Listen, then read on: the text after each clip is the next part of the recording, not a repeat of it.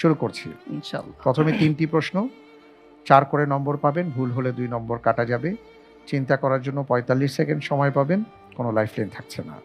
জি, আপনার জন্য প্রথম প্রশ্ন। আল্লাহু আকবার।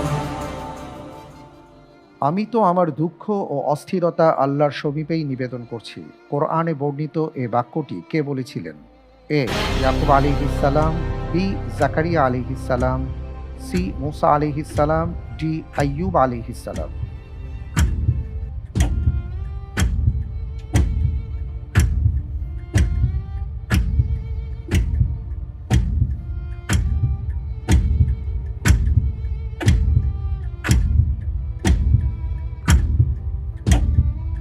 আলহামদুলিল্লাহ, এই প্রশ্নের উত্তর হিসেবে বেছে নিচ্ছি অপশন এ, ইয়াকুব আলাইহিস সালাম। অপশন এ প্রেস করব। ইনশাআল্লাহ। লক করা হোক অপশন এ, ইয়াকুব আলাইহিস সালাতু ওয়াস সালাম। আপনি বলছেন যে ইয়াকুব আলাইহিস সালাতু ওয়াস সালাম আল্লাহ রাব্বুল আলামিনের কাছে এই দোয়াটি করেছিলেন।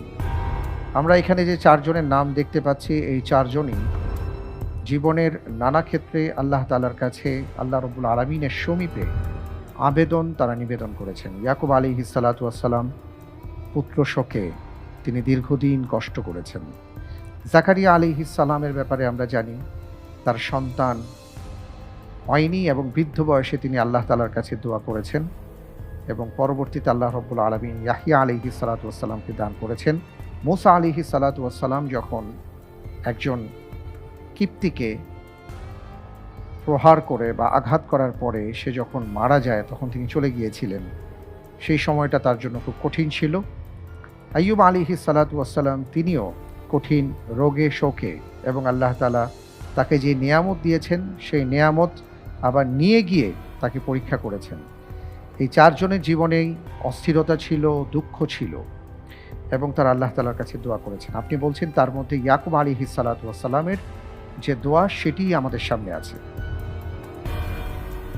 আপনি যে উত্তরটি দিয়েছেন আপনার উত্তরটি সঠিক উত্তর। আলহামদুলিল্লাহ। ইন্নামা আশকু বাসি ওয়া হুজনি ইলাল্লাহ।